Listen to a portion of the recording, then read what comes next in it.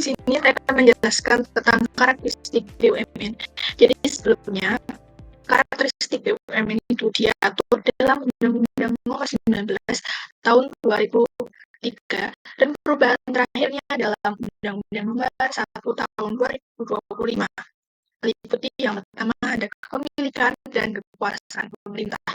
BUMN itu sepenuhnya atau sebagian besar modalnya dimiliki oleh negara karena sesuai dengan namanya yaitu BUMN yang dimiliki oleh negara. Sehingga kekuasaan dan pengendalian BUMN berada di tangan pemerintah. Hal ini bertujuan agar kekayaan negara dapat dikelola untuk sebesar-besarnya kemakmuran rakyat dan menghindari adanya penyalahgunaan. Baik, yang kedua itu ada melayani kepentingan umum dan pelayanan publik. Jadi BUMN beroperasi di bidang-bidang yang menyangkut kepentingan umum seperti energi, komunikasi, kesehatan, air, pertanian, dan infrastruktur lainnya. Produk dan jasa BUMN ini sangat dibutuhkan oleh masyarakat luas sehingga BUMN itu berperan sebagai penyedia layanan publik yang berkualitas. Selanjutnya ada sumber pendapatan negara. Selain pajak, BUMN itu menjadi sumber pendapatan negara karena melalui keuntungan yang diperoleh dari kegiatan usahanya, keuntungan ini kemudian digunakan untuk pembangunan dan kesejahteraan masyarakat. Lalu ada menanggung risiko sepenuhnya oleh pemerintah karena pemerintah itu memberikan kendali penuh oleh yang BUMN kendalikan oleh pemerintah. Jadi skala risiko usaha yang dihadapi BUMN itu juga menjadi tanggung jawab pemerintah. Lalu ada memiliki aturan dan pengawasan yang ketat. Operasional BUMN diatur secara ketat dengan pengawasan dari pemerintah dan lembaga terkait serta harus mendapatkan persetujuan kebijakan dari berbagai pihak termasuk DPR. Selanjutnya ada stabilitas karir dan tunjangan bagi pegawai.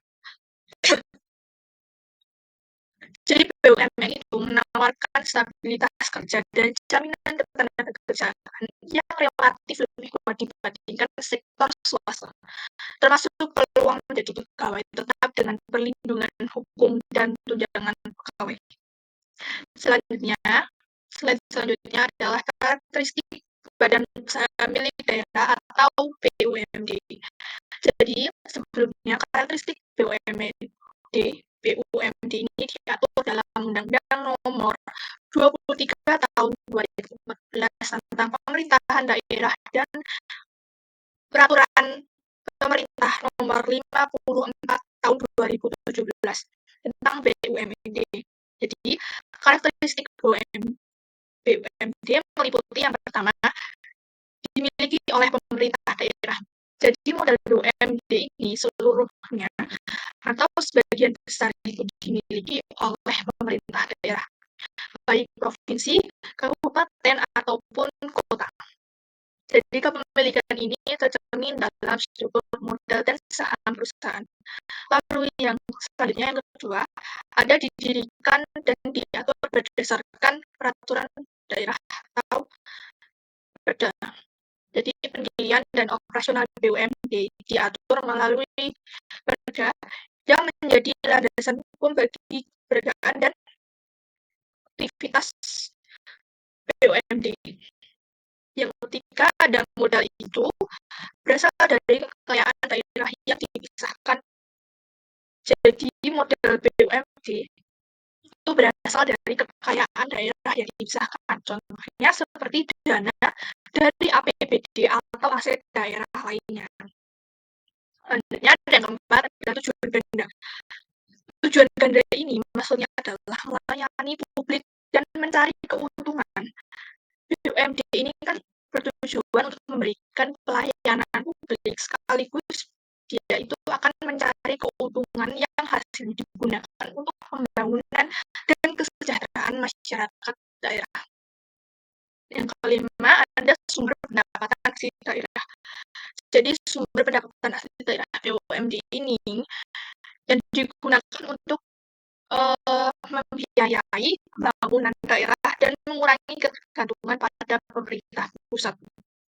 Yang terakhir itu adalah berperan sebagai stabilisator ekonomi daerah. Jadi BUMD berfungsi sebagai stabilisator perekonomian daerah dan berkontribusi dalam pemerataan pembangunan serta kesejahteraan rakyat daerah. Siklus akuntansi BUMN atau D. Nah, siklus akuntansi adalah proses mencatat transaksi hingga menyusun laporan keuangan. Nah, BUMN dan instansi pemerintah itu mengikuti aturan standar akuntansi pemerintah atau SAP dan menggunakan basis akrual, yaitu mencatat transaksi saat terjadi walaupun belum ada uang kas yang masuk atau keluar. Adapun langkah-langkahnya, yang pertama itu ada pencatatan transaksi, yaitu semua aktivitas keuangan itu dicatat berdasarkan bukti transaksi. Nah, seperti surat perintah pencairan dana atau SP2D, kemudian faktur pembelian, dan nota pembayaran. Nah, contohnya itu jika kantor dinas itu membeli komputer seharga 10 juta, nah maka dicatat sebagai belanja modal. Nah, kemudian ada yang kedua itu jurnal umum, yaitu transaksi dicatat dalam jurnal umum sesuai dengan urutan tanggal. Nah, formatnya itu ada tanggal transaksi, kemudian nama akun, dan nilai debit dan kredit. Nah, contohnya itu ada belanja barang itu di debit senilai 5 juta dan kas di bendahara senilai 5 juta. Kemudian yang ketiga ada buku besar. Nah, setiap akun dari jurnal itu dipindahkan ke buku besar. Nah, ini berguna untuk mengetahui saldo total setiap akun. Kemudian yang keempat itu neraca saldo. Nah, setelah transaksi itu dicatat di buku besar, nah dibuatlah neraca saldo. Nah, tujuannya itu untuk mengecek, nah apakah total debit dan kredit itu seimbang atau tidak. Kemudian yang kelima itu jurnal penyesuaian, yaitu penyesuaian itu dibuat jika ada transaksi yang belum lengkap atau belum dicatat. Nah, misalnya beban listrik bulan ini belum dibayar, kemudian penyusutan kendaraan dinas. Nah, ini itu penting agar laporan keuangan itu mencerminkan kondisi sebenarnya. Kemudian yang keenam itu neraca saldo setelah penyesuaian. Nah, neraca saldo itu diperbarui setelah penyesuaian dibuat. Nah, saldo ini digunakan untuk membuat laporan keuangan. Kemudian yang ketujuh itu ada laporan keuangan. Nah, instansi pemerintah dan BUMN itu wajib menyusun laporan keuangan sesuai dengan SAP atau standar akuntansi pemerintah. Nah, seperti yang pertama itu ada laporan realisasi anggaran atau LRA, itu menunjukkan realisasi pendapatan dan belanja dibanding anggarannya. Nah, yang kedua itu laporan operasional atau LO, itu menampilkan kinerja operasi, yaitu pendapatan dan beban. Kemudian yang ketiga neraca, itu mengumpulkan posisi keuangan seperti aset, kewajiban, dan ekuitas. Kemudian yang keempat itu laporan arus kas atau LAK. Itu menunjukkan arus masuk dan keluarnya kas. Nah, kemudian yang kelima itu laporan perubahan ekuitas. Nah, itu menjelaskan perubahan ekuitas selama periode. Kemudian yang terakhir itu catatan atas laporan keuangan atau CALK, itu menjelaskan rinci dari setiap laporan keuangan. Yang kedelapan itu jurnal penutup, yaitu menutup akun-akun sementara seperti pendapatan dan belanja itu agar tidak terbawa ke periode sebelumnya. Atau ralat, yaitu ralat yang untuk jurnal penutup itu untuk menutup akun-akun sementara. Nah, seperti pendapatan dan belanja agar tidak terbawa ke periode berikutnya. Kemudian yang ke-9 itu neraca saldo setelah penutupan. Nah, neraca ini hanya memuat akun-akun real, nah seperti aset, kewajiban, dan ekuitas. neraca ini akan digunakan sebagai saldo awal periode berikutnya. Baik, yang selanjutnya adalah mengenai laporan keuangan dari BUMN dan BUMD. Nah, sebenarnya laporan keuangan ini itu tuh hampir mirip ya dalam komponen-komponennya dan lain sebagainya. Akan tetapi memang laporan keuangan dari BUMN dan BUMD ini memiliki perbedaan yang menjadi pembeda antara keduanya. Baik, langsung saja kita mulai dari pengertian laporan keuangan BUMN dan BUMD. Nah, laporan keuangan BUMN dan BUMD ini adalah laporan yang menyajikan informasi keuangan perusahaan milik negara ataupun suatu daerah yang dalam periode tertentu, yang tujuannya yaitu menunjukkan kondisi keuangan, kemudian kinerja usaha dan arus kas. Nah, adapun perbedaan yang menjadi pembeda antara keduanya yaitu ada 3 bagian yang akan dibicarakan di materi ini, yaitu yang pertama, pembeda pertama adalah mengenai lingkup operasionalnya. Nah, untuk yang BUMN itu tuh lingkupnya tuh sudah nasional dan internasional yang beroperasi di berbagai sektor strategis seperti energi, kemudian transportasi, dan kemudian ada di sektor perbankan. Kemudian untuk yang BUMD itu tuh masih beroperasi di daerah dan berfokus pada pelayanan daerah dan berfokus pada kebutuhan masyarakat di daerah tersebut.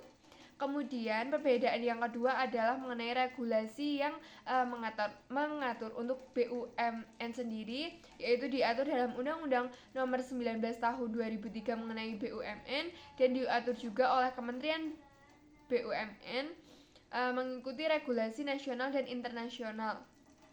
Kemudian untuk yang BUMD itu tuh diatur dalam Undang-Undang Nomor 23 Tahun 2014 mengenai pemerintahan daerah, pengaturan daerah atau Perda, dan diatur oleh pemerintahan daerah dan DPRD. Kemudian perbedaan yang ketiga adalah otoritas yang mengatur. Untuk otoritas yang mengatur dari BUMN sendiri adalah Kementerian BUMN sebagai pembina dan pengawas. Kemudian dari BUMD sendiri adalah pemerintahan daerah seperti gubernur, bupati, wali kota, DPRD sebagai pengawas dan pengesahan anggaran-anggaran.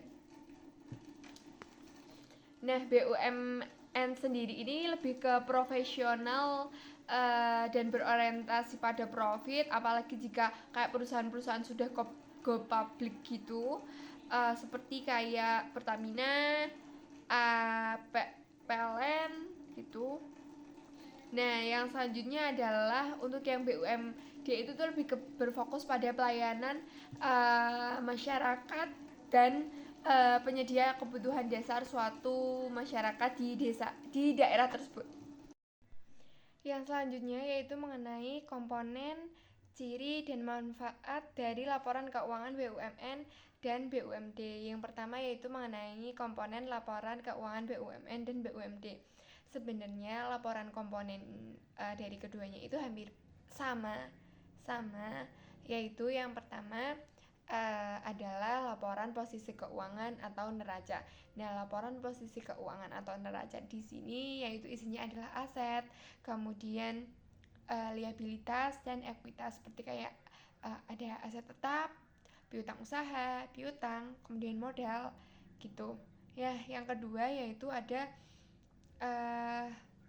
laporan laba rugi, yaitu yang menyediakan informasi mengenai pendapatan dan beban. Kemudian laporan arus kas, yaitu yang terdiri dari 3 aktivitas, yaitu ada aktivitas operasi, investasi, dan juga pendanaan. Dan yang selanjutnya adalah laporan perubahan ekuitas. Dan yang terakhir adalah catatan atas laporan keuangan atau CALK. Di sini menyediakan informasi-informasi mengenai metode akuntansi, kemudian juga kebijakan perusahaan dan akun-akun yang penting yang digunakan dalam laporan ini. Nah, yang selanjutnya adalah ciri dari laporan keuangan BUMN dan BUMD, yaitu yang pertama adalah transparan dan akuntabel. Nah, laporan keuangan tuh harus memiliki ciri transparan dan akuntabel karena laporan tuh harus dapat dilihat dan ditujukan kepada masyarakat, dan laporan tersebut juga harus dapat dipertanggungjawabkan gitu. Nah, yang selanjutnya adalah diawasi oleh pemerintah. Nah, untuk laporan keuangan dari BUMN itu diawasi oleh pemerintah pusat, dan laporan keuangan BUMD itu diawasi oleh pemerintahan daerah. Dan yang selanjutnya adalah mengacu pada PSAK dan standar internasional. Yang selanjutnya adalah manfaat dari laporan keuangan BUMN dan BUMD. Yang pertama adalah pengambilan keputusan. Nah, laporan keuangan itu dijadikan sebagai alat pengambilan keputusan dari BUMN maupun BUMD. Kayak kan kita udah diberikan, udah dibuat nih laporannya, dan nanti tuh kayak misal ada hal-hal yang perlu diperbaiki dari suatu laporannya tersebut. Jadi kita tuh dapat mengetahui. Jadi laporan keuangan tuh bisa membantu untuk sebagai alat pengambilan keputusan. Nah, yang selanjutnya adalah evaluasi kinerja. Nah, di sini bagi BUMN digunakan oleh Kementerian BUMN untuk menilai pencapaian target nasional. Kemudian untuk BUMD digunakan oleh kepala daerah untuk melihat efisiensi dan pelayanan publiknya. Kemudian yang nomor 3 sebagai manfaatnya adalah transparansi dan akuntabilitas. Nah, di sini untuk menunjukkan tanggung jawab pengelolaan aset negara, dan juga menunjukkan tanggung jawabnya pemerintahan daerah dan kepada masyarakat bagi BUMD. Nah, yang terakhir yaitu meningkatkan kepercayaan investor. Nah, dari laporan keuangan tuh akan baik buruknya tuh akan berdampak kepada pada para investor dan kepercayaan investor. Yang selanjutnya adalah pencatatan transaksi BUMN atau BUMD, yaitu yang berorientasi komersial seperti perseroan atau PT. Nah,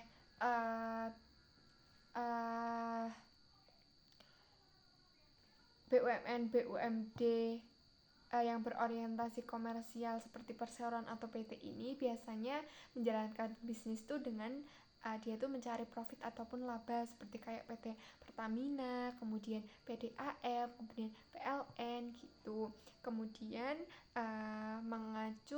pencatatan tuh mengacu pada SAK, yaitu PSAK dan SAK etap. Kemudian basis akuntansi yang digunakan adalah basis akrual penuh, yaitu dengan sudah menggunakan sistem yang modern dengan sistem double entry atau metodenya itu yaitu debit kredit.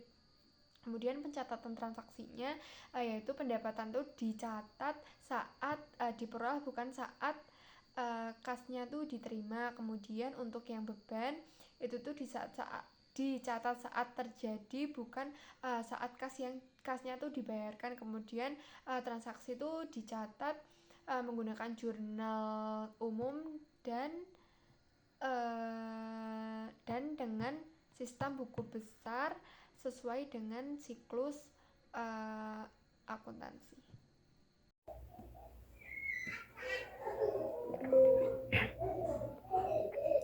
Untuk kategori yang kedua yaitu ada BUMN atau BUMD non komersial atau pelayanan publik atau PLU atau PLUD. Contohnya itu di rumah sakit, perguruan tinggi, dan UPTD lainnya. BUMN atau BUMD ini mengacu pada standar akuntansi pemerintah atau SAP. Basis akuntansinya ada dua, yaitu akrual dan kas menuju akrual. Akrual itu untuk laporan keuangan, sedangkan kas menuju akrual untuk laporan pelaksanaan anggaran. Ada dua jenis laporan keuangan. Yang pertama, laporan realisasi anggaran atau LRA menggunakan basis kas, sedangkan laporan yang kedua yaitu laporan keuangan menggunakan basis akrual. Sedangkan untuk pencatatan transaksinya, pendapatan dan belanja dicatat menurut akun-akun SAP seperti belanja barang, pendapatan asli daerah, dana transfer, dan lain sebagainya. Biasanya menggunakan SIMDA keuangan atau sistem keuangan yang terintegrasi. Baik untuk BUMN atau BUMD yang berorientasi komersial maupun non-komersial, semua transaksi harus didukung oleh bukti transaksi yang sah seperti nota, faktur, SP2D. Nah, untuk SP2D itu untuk yang menggunakan standar akuntansi pemerintahan. Selanjutnya, untuk entitas PLU atau PLUD, fleksibilitas pengelolaan keuangan terutama bagi yang mendapat pendapatan sendiri harus sesuai dengan regulasi Permendagri nomor 79 tahun 2018 untuk PLUD. Standar akuntansi untuk BUMN atau badan usaha milik negara dan BUMD badan usaha milik daerah di Indonesia merujuk pada beberapa ketentuan yang tergantung pada bentuk hukum dan kegiatan usahanya. Yang pertama, entitas BUMN atau BUMD berbentuk perseroan terbatas atau PT.